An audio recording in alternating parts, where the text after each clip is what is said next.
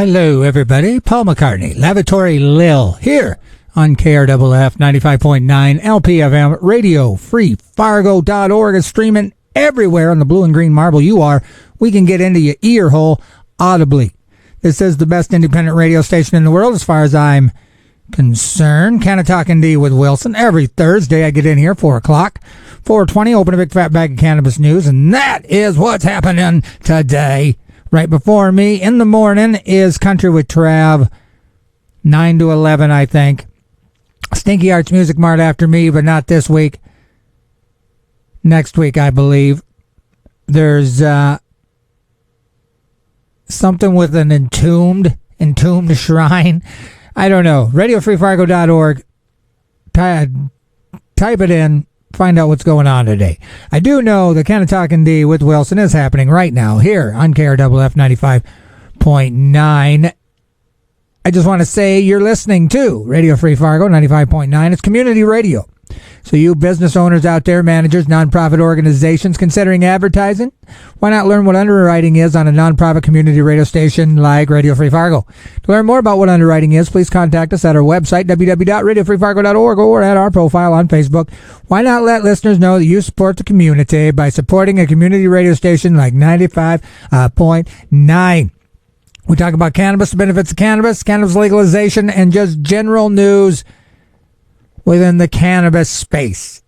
4:20, we open a big fat bag of cannabis news. Stick around for that. I believe God created cannabis for us to use as we see fit, and I worship him every Sunday, 10 a.m. We do a recovery class. If you got a monkey on your back, or you've shook the said monkey, but he's still pulling on your pant leg, you can still hear him chittering and throwing banana peels at you. We got what you need there. It's a biblically ran thing. We believe the Holy Ghost got you back. It's helping me. Then 11 a.m. worship. Come on through, 417 Main Avenue. This show is brought to you by Black Cottage Alchemy, blackcottagealchemy.com, Black Cottage Alchemy on Facebook. 1,600 mgs of CBD whipped up into some magical potion lotion. Again, thank you, Black Cottage Alchemy, for sponsoring this show. We do this show also on YouTube, minus the music. Canna-Talk ND. Again, thank you for joining me. It's just a lovely day outside.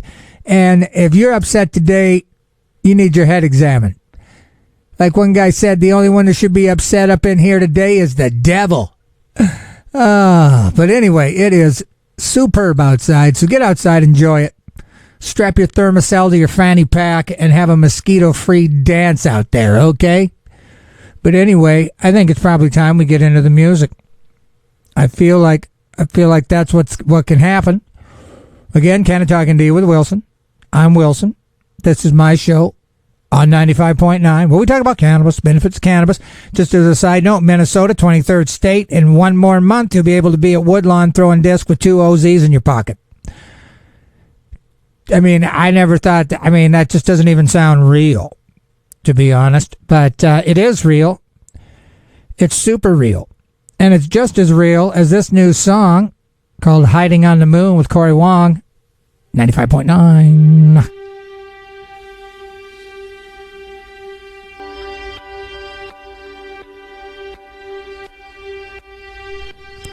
Okay, that was Hiding on the Moon, Corey Wong and OAR, otherwise known as Orange and Raspberries, or Only a Reindeer, or none of those. I got no idea what OAR stands for. I'm sure it's for something because there's little dotty dots in there.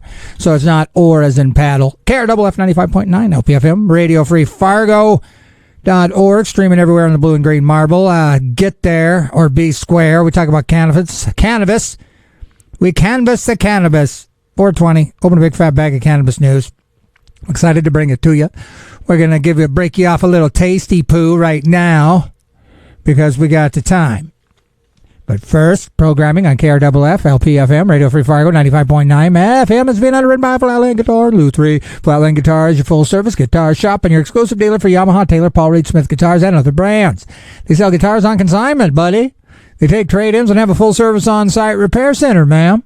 Check out Flatland Guitar and Luthery on Facebook, bruh, or visit them in person at their location at 1450 25th Street South in Fargo. Again, Canna-Talk ND with Wilson.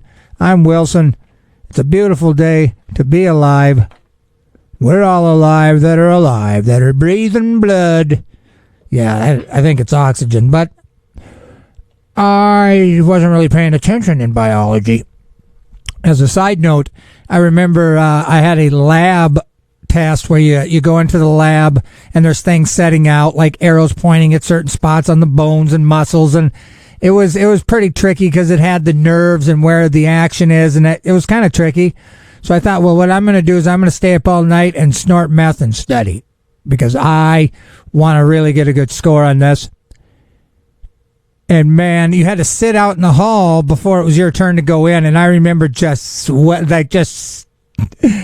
was wearing nothing but a t-shirt and a macrame rope belt, some peach cutoffs, just jacked up. And I think I did pretty good. But I told myself, though, that that's probably not the best thing to do, because you have the energy, but your brain is moving too fast to focus on the questions. And then you start looking at like, oh, this paper's a little crinkly. I guess I should, fold this out a little bit. Oh, look at those pink shoes on that girl. I've never seen those shoes before. That sort of thing. And that can really derail you, since you're there not to observe people's shoe colors, but in fact take the test presented in front of you. Just a little side note. Cannabis moment, though, where presidential candidate Doug E. Burgum stands on cannabis. Well, I'm kind of interested too, aren't you? So I made sure to grab this article.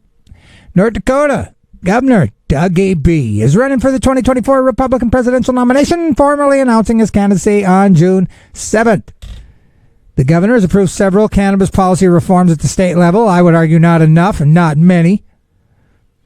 Or the weight of them, he approved several cannabis policies, but two of them we're going to change the way it's spelled. It doesn't really have an effect on you per se. Though he stopped short of embracing adult use legalization, he opposed ballot initiatives to enact such a system in the state. So that there, ladies and gentlemen, is what they call double talk. Okay. It's double talk. Okay. Also, the candidate has touted cannabis-related pardons that he's issued after personally reviewing people's records, which no other state does that. They just get automatically expunged. So, among the bills that he signed during his tenure are ones to decrim simple possession, increase allowable THC limits for medical cannabis, and allow people in hospice to self-certify. However, he didn't allow people over 65 to self-certify, which would, I'm not saying it got my vote, but I might have voted for him. While he's been willing to sign reform bills, he also approved legislation to scale back protections in the state's cannabis program. He also scaled back the elimination of a policy allowing patients to cultivate cannabis for therapeutic purposes. Again, if he would have championed that stuff, he'd have had my back. I'd have had his back.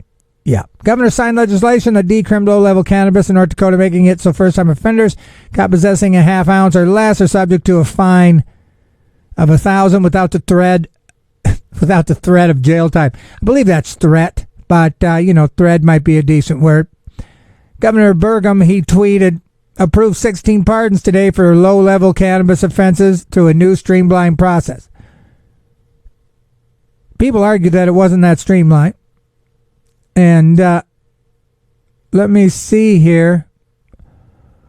The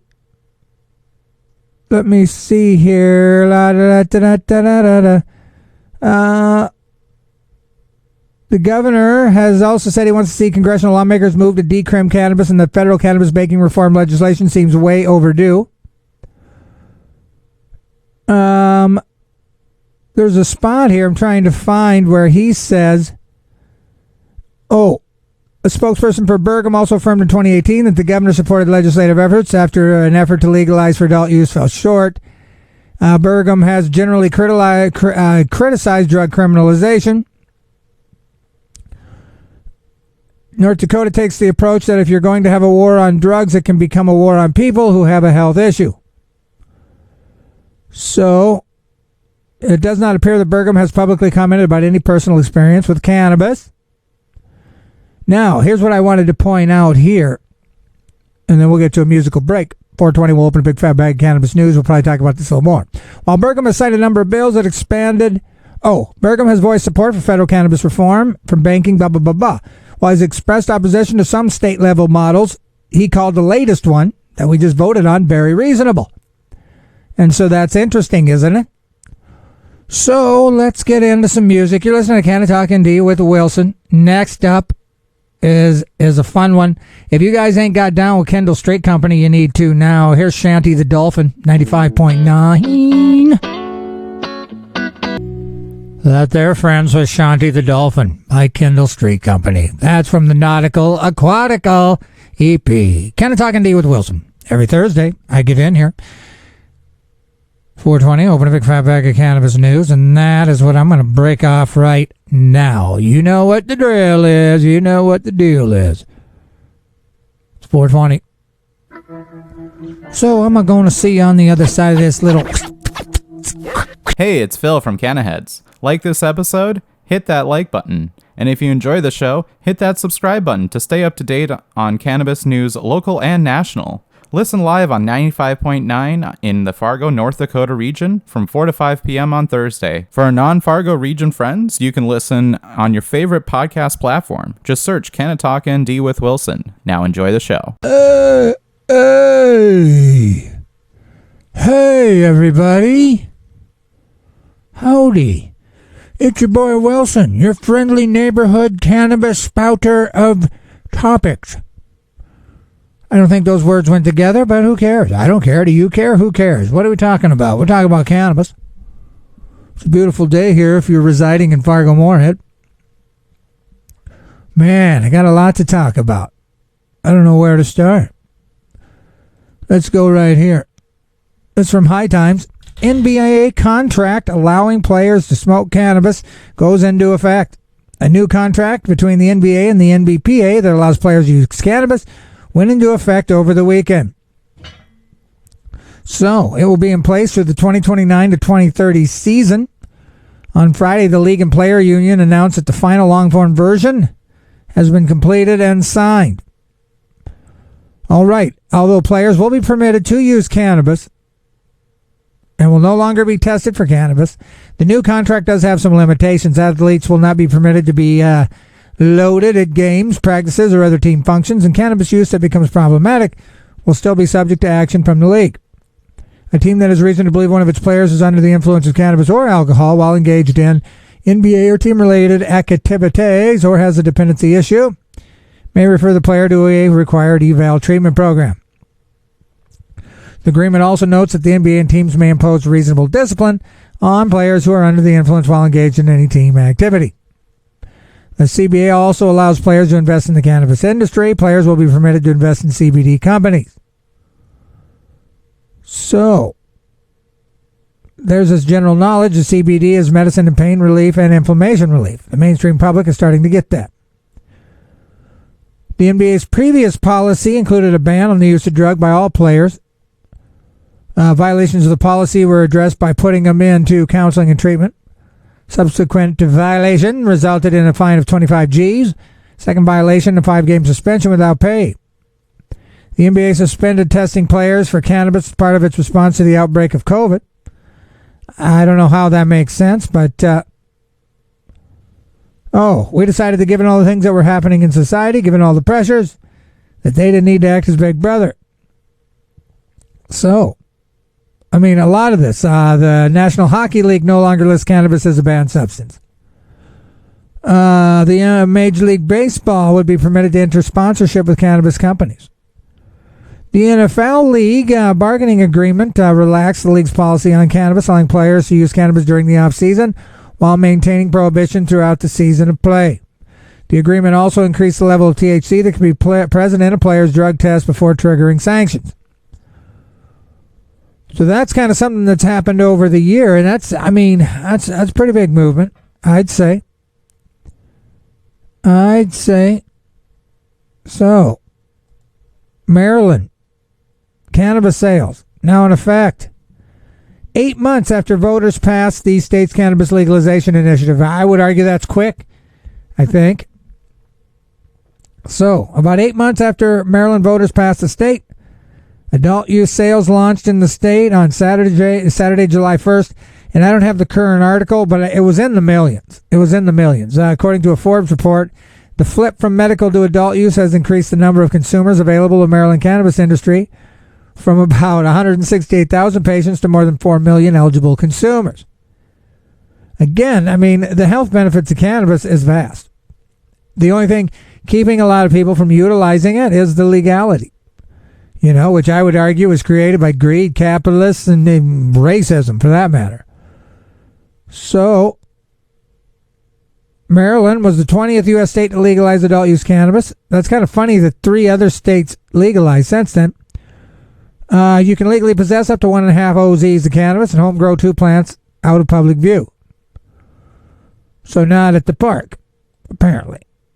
But this is an interesting story. This is from Ganjapreneur. Top tech CEOs like Elon Musk and Google's co-founder reportedly do ketamine and shrooms. Apparently, psychedelic medicines have replaced booze and coke as a drug of choice for Silicon Valley CEOs. So apparently, Google, Sergey, and Elon, my man, regularly do ketamine and shrooms. Some industry leaders are reportedly microdosing, while others are tripping their face off at invitation-only private parties. The phenomenon is so popular that even some of the industry's highest-paid CEOs have been known to partake. Anonymous sources told reporters that Google co-founder Sergey Momergy, Banana Nana Fofurgy, uses psilocybin. That's mushrooms for you squares. And billionaire Elon Musk has reportedly told people that he microdoses K for depression. Other sources, and this is an interesting sentence, you don't even know what it's going to be until it'll be done, but you'll agree when I'm done. Other sources have even claimed that they've seen the Twitter CEO snort full doses of Special K at parties. Now, I just wonder if he's tweeting after that. Feel me? It's like, hey, man, I'm going to tweet. I mean, he's pretty powerful. I mean, snorting breakthrough doses of ketamine at parties. I don't know. I've never done Special K, I don't think. I've done some disassociatives, but I don't know about that one. Musk hasn't openly acknowledged his purported ketamine use. He didn't have to, I guess, when he's snorting lines at parties. Musk said depression is overdiagnosed in the U.S., but for some people it really is a brain chemistry issue. But zombifying people with the SSRIs for sure happens way too much. I agree with him. From what I've seen with friends, ketamine taken occasionally is a better option. I don't know about that. Some executives have left the country in search of psych medicine.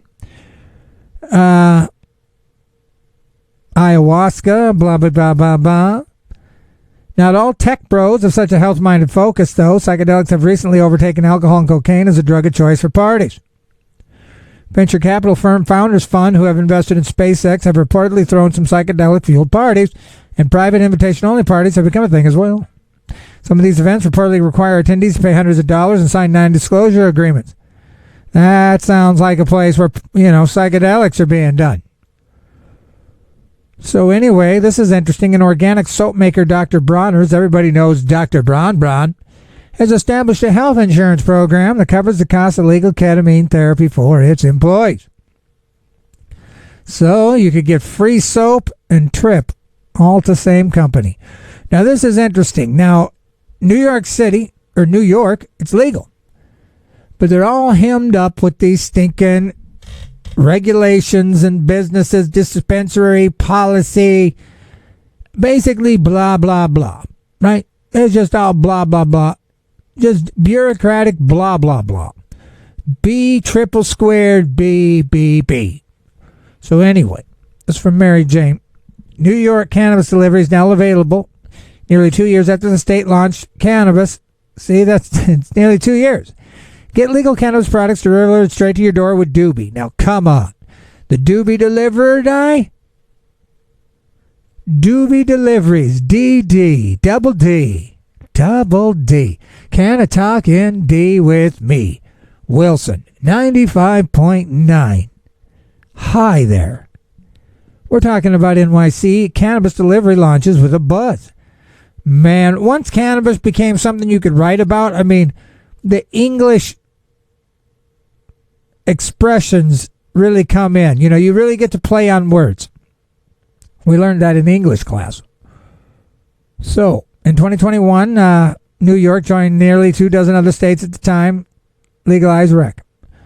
But now, for the first time, New Yorkers can get legal cannabis products delivered right to their front door. Now that the law officially permits convenient access, delivery expected to surpass in-store dispensaries as the primary way for New Yorkers to purchase cannabis. Really, if there's a way you can keep your overhead down and you don't have to leave your house and it's not stupid expensive, well, that should be the primary way. Bring some milk with you, too. You know? And some Papa John's. Feel me? The enhanced accessibility of NYC weed delivery means granting access to a wider range of cannabis users, including those with busy schedules or mobility issues like no legs that may limit their ability to leave home. Because legs are kind of needed for that, But anyway, the state will allow its first cannabis stores to fulfill orders through delivery while gradually introducing brick and mortar. Well, screw brick and mortar. You know what I mean?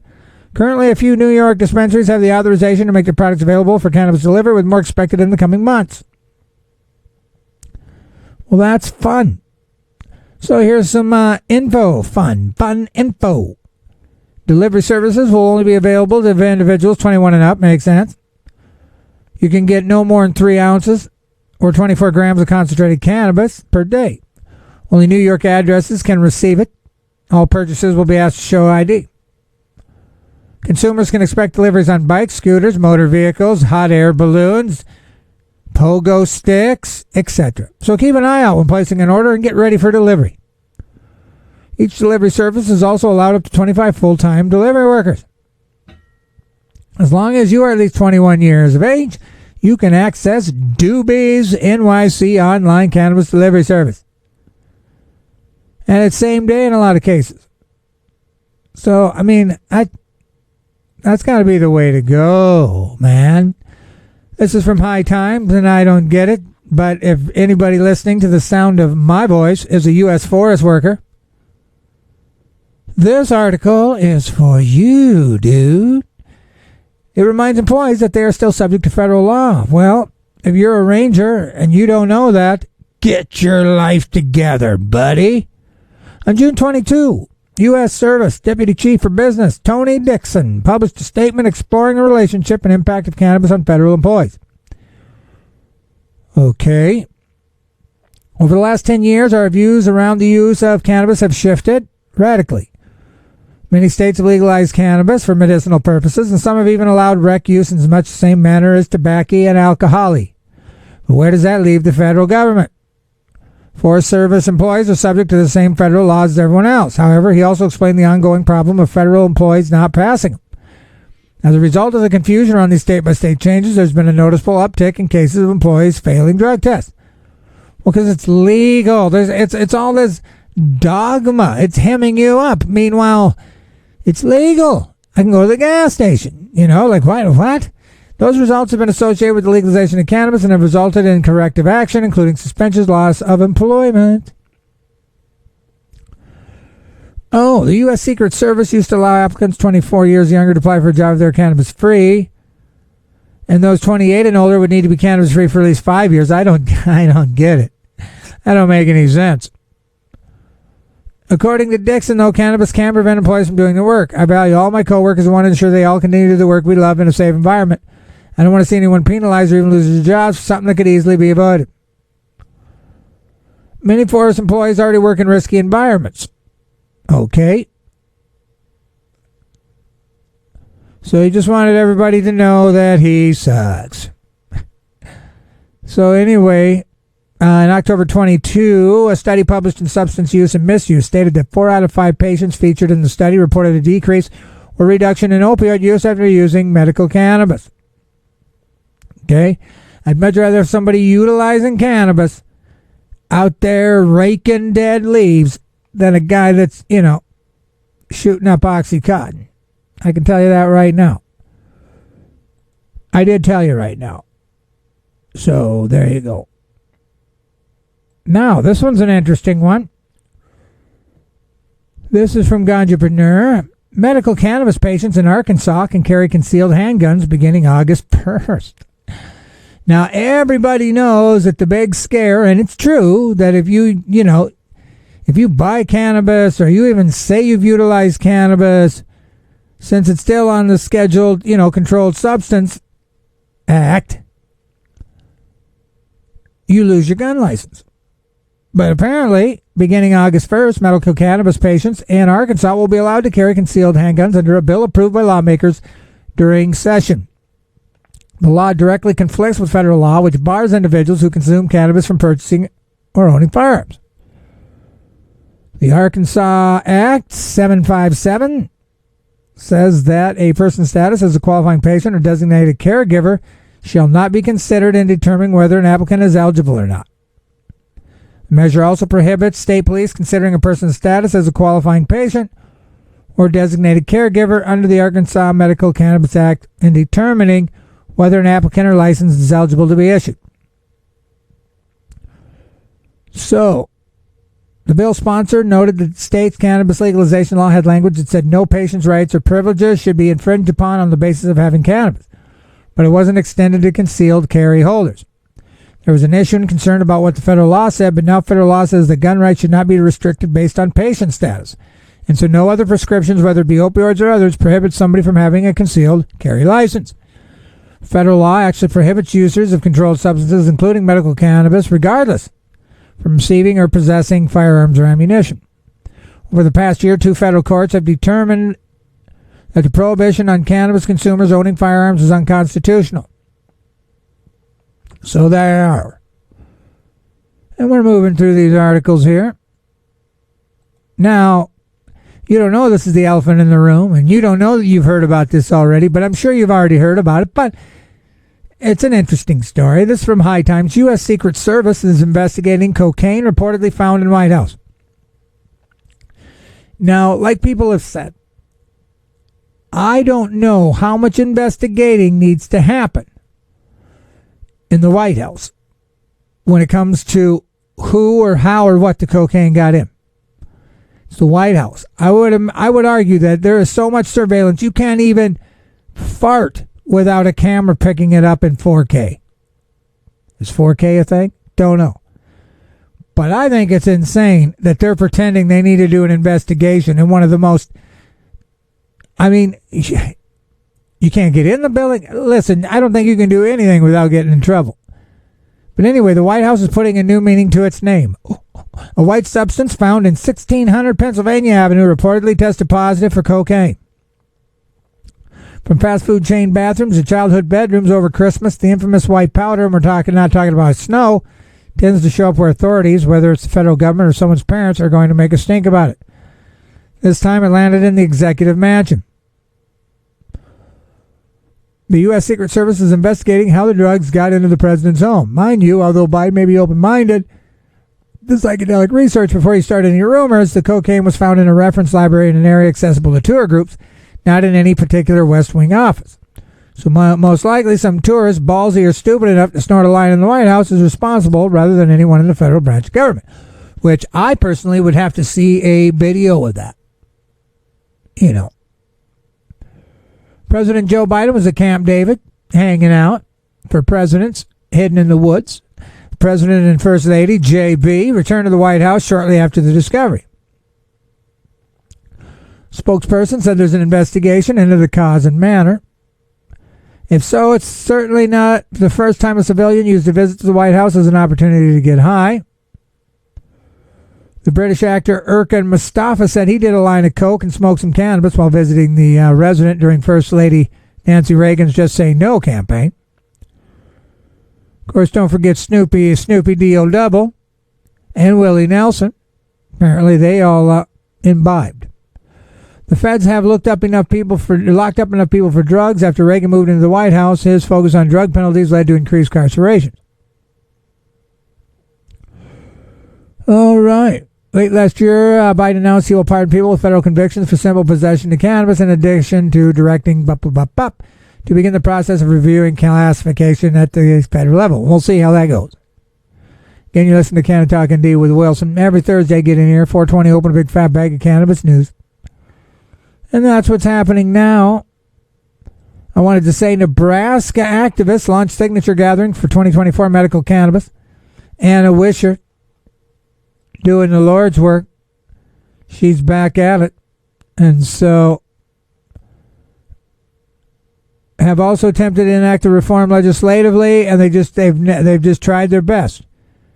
So we're going to see if they can do it this year. You know, I hope they do. Here's from Cannabis Moment. Biden must support fully descheduling cannabis to finally end unjust criminalization. Someone who had their career and personal life derailed, this guy, Weldon Angelos, he was pardoned by Trump. He applauds any steps taken towards rectifying the injustices. But he's concerned to hear the Biden administration may recommend that cannabis be moved to Schedule 3. This is true. It falls woefully short of the meaningful reform. As long as cannabis remains anywhere in the CSA, it will remain federally criminalized in most instances.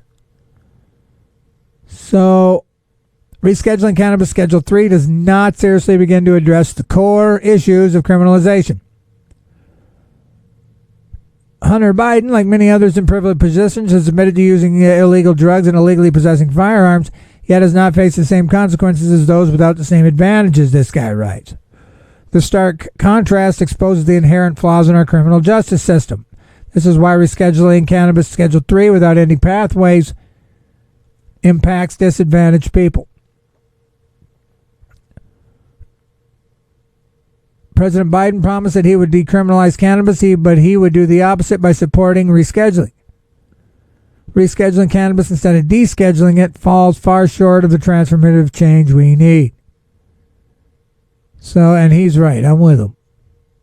FDA and FTC send warning letters about copycat Delta 8 THC products resembling popular food brands like Doritos. It's like they're just hammering that. They just want you to know. They want you to know. Nobody cares. I don't think. So here's High Times. And again, I'm kind of covering this today. Cannabis and the Second Amendment. A word of warning. Cannabis users, friends, please stop compromising your freedom by advertising your guns on social media. The ATF released clarification on May 30 to firearm owners after the passage of cannabis legalization in Minnesota, reminding them that until federal law changes, they no longer have a right to own or possess guns or ammunition if they partake in smoking, eating, vaping the newly legalized devil's lettuce. If you were to ask a convicted felon if they have a legal right to possess a firearm, they would say no. They know this because they were informed by the court that because they were convicted of a felony, the Second Amendment no longer applies to them. If you were to ask someone who's never been convicted of anything but they carry a medical cannabis card or live in a state where cannabis is now illegal, and they like to partake occasionally, if they think they have a right to own or possess a firearm, they would of course say yes, but they would be wrong. As soon as you toke, take a bong hit, smoke a J, eat a brownie, vaporize, or otherwise ingest a Schedule 1 substance, you completely lose your right to own, possess, or handle any type of firearm.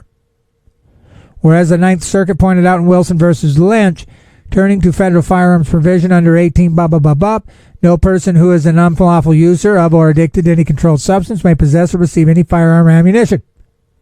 It is unlawful for any person to sell or otherwise dispose of any firearm or bullets, knowing or having reasonable cause to believe that such person is an unlawful user of the cannabis. And it gets worse because what the federal court defines as an unlawful user has nothing to do with your state laws and everything to do with the Controlled Substances Act. And the fact that cannabis is currently a Schedule 1 controlled substance, which is a stinking problem. So just keep that in mind. Purple cannabis could help save California cannabis farms from infectious pathogen. Remember that crazy hop latent viroid I've been telling you about? It infects cannabis. It causes them to shrivel, reducing their total yield by as much as a third. And even worse, the virus reduces the plant's THC content by as much as 50%. But apparently no harm to humans who smoke or otherwise ingest it. Scientists first discovered the presence of viroid in 2019. But even the pathogen only affected the plant's roots, not its leaves. The plant's leaves did start to turn purple after it was infected, but those purple leaves still never tested positive for the virus. Purple cannabis strains like Purple Haze or Granddaddy Purpy are already pretty well known, but they were surprised that this coloration could possibly have protective benefits. So there you go. And you've been listening to Canna-Talk ND with Wilson. I'm Wilson. I'm screeching to a halt here on another rabble-rousing edition where I talk to you about this week in cannabis. But now, music at 95.9 KRFF of Radio Free Fargo is being underwritten by Orange Records. Orange Records offers a variety of new and used music on vinyl and CD, as well as a large selection of posters, DVDs, and much more. Orange Records buys used vinyl, CDs, and cassettes. Orange Records is located at 641 First Avenue North in downtown Fargo. They are open noon to 6:30 p.m. Monday through Saturday and are closed on the Lord's Day. Search Orange Records Fargo on Facebook for updates on new arrives and special events. Now we're going to bring you to the last song selection of the day that I provide. It's brand new Dan Horn. This is from Count the Clouds. Bicycle Rider 95.9. Well, that was pleasant. Bicycle Rider, Dan Horn, brand new off the Count the Clouds album here on 95.9 KRFF, Moorhead, Fargo. The land of opportunity here. The sun is shining. It's a beautiful day. If you're not outside sucking up some oxygen, what's wrong with you? And if you're having a bad day, get your life together. Ain't nobody having a bad day here but the devil. Anyway, this show's brought to you by Black Cottage Alchemy, blackcottagealchemy.com, Black Cottage Alchemy on Facebook. 1,600 megs of CBD goes inside a bunch of seasonings and gooey, oily stuff for your body. Topically. I'll be back in next Thursday. I'm going to go up by the Canadian border the first part of next week. Bust out my hammock, do a little hanging. It's beautiful out there. I mean, man, it's God's country. It's so quiet, you can hear a fly put his wings, his feet together. But anyway, I'm going to jump out of here. No Stinky Arch Music Mart, but there is programming the rest of the day here at 95.9. So stick around, stay tuned, stay with us, stay locked, keep it rocked. Educate yourselves on the benefits of cannabis so you can educate others on the said benefits. Don't forget, I show God is Due every Sunday, 11 a.m., Antioch Church. Come by. I'm going to scoot out of here. Again, keep it locked. Stay with us the rest of the day. There's stuff going on. I, however, have things to clean. So, toodly-doo to you. It's David Allen, Judgment Day. Peace.